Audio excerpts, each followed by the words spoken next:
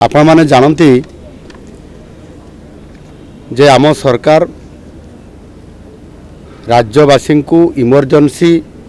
Medical transportation पाई आज 428 नुआ आम्बुलांस व्यवस्था करिसेंती जाकि आज ताहार शुभ उद्घाटन मध्य करागला। ठीक यही भली भाव में यह पूर्वर मध्य गत 2025 मसीहार डिसेम्बर 23 तारीख रे से दिन मध्य 150 आम्बुलांस शुभारंभ करा जाइथिला। आउ समुदाय को जदि आम मिसेबा ताहले निश्चित भाव में एथिरे 866 जरूरीकालीन ये आम्बुलांस व्यवस्था सरकार करिसेंती। आज जो व्यवस्था करागला से 250 जो नुआ जोड़ा गला आज एथिरे समुदाय 111 कोटी टंकार व्यवस्था राज्य सरकार निजस्व ये पांठी व्यवस्था करी देइछंती। एहा सहित मध्य जो माने आमर गर्भवती महिला अछंती एवं किछि असुस्थ शिशु सबुबले चिकित्सार आवश्यकता पड़ुवा कारण इमरजेंसी चिकित्सा पड़ुवा कारण जननी एक्सप्रेस नाम रे मध्य 500 स्वतंत्र आम्बुलांस मध्य ये कार्यकारी करा जाउछ। एनु निश्चित भाव में लोकंकर इमरजेंसी सेवा को आखि आगे रखिकरी किभली भाव में राज्य सरकार तांकर आम्बुलांस रे अधिक दक्षता प्रतिपादन करी लोकंकु सेवा जोगई देबा एवं समानकु यथा समय हॉस्पिटल को पहुंचाई तार आशु आरोग्य सेवा पहुंचाइबा जो आम्बुलांस गोटे बहुत बड़ भूमिका रोची आ ताकू सुनिश्चित करने ये दिगरे आम सरकार दृढ़ पदक्षेप नौछंती। कौन सी भी रोगी आम्बुलांस बिना चिकित्सा रे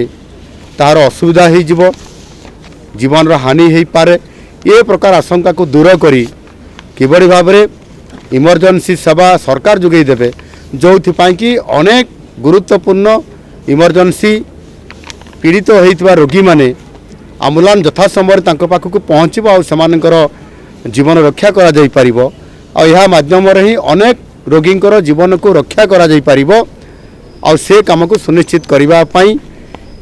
जो पुराना आम्बुलांस गुड़िक थिला से गुड़िकर नूतन नवीकरण करबा पई तार बहुत आवश्यकता थिला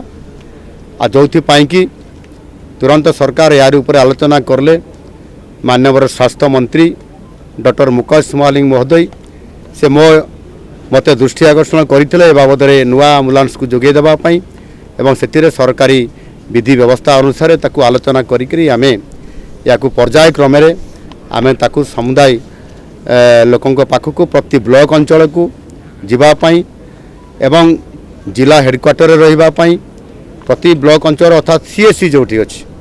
एवं प्रति हेडक्वार्टर को कम्युनिकेट करने जिलू पुणी बड़ मेडिकल को कम्युनिकेट करने जो जो अंचल बड़ मेडिकल थी जमीती कटक बुर्ला ब्रह्मपुर एवं से भाई आउ किसी जगह अच्छी जो थे कि निहाती ताकू कम्युनिकेट करने आउ किसी भी जगह अच्छी जो थे कि इमरजेंसी साहाय्य देवाई तार आवश्यकता मने होउछि से सरकार भी निष्पत्ति नहीं जमीती आमर विमान योजना माध्यम आमे आमर उड़ान कार्यक्रम आम रखीचु उत्केला राउरकेला एवं आपंकर जयपुर रे एवं आउ किसी जगार आमर आगामी दिन में सेवा देवाई आम जाऊँ आ से दृष्टिकोण से एयरस्ट्रिप मानकर किभली भाव में आम्बुलांस सेठी नियोजित होकर कौन सी इमरजेंसी यदि परिस्थिति आसे ताहले सेवा से जोगई देव। एणु प्रत्येक इमरजेंसी सेवा जोगई देवा आम सरकार को जो प्राथमिकता अच्छी लक्ष्य अच्छी ताको पूरण करने आम प्रतिश्रुतिबद्ध आ जोठी भी समस्या आसब जोठी भी नुआ प्रस्ताव आसब से प्रस्ताव को मध्य आम ग्रहण करी ताकू सरकार कार्यकारी निश्चित भाव में करेंगे। एणु आज आम प्रायतः 250 आम्बुलांस गाड़ी को 108 आम्बुलांस व्यवस्था करने द्वारा मोटामोटी भाव में सारा ओडिशार प्रत्येक अंचल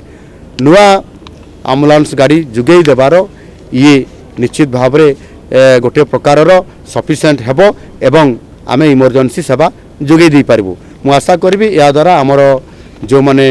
रोगी अछंती इमरजेंसी रे तांकर जते चिकित्सा जरूरी हेबो एम्बुलेंस सहायता दरकार हेबो सेते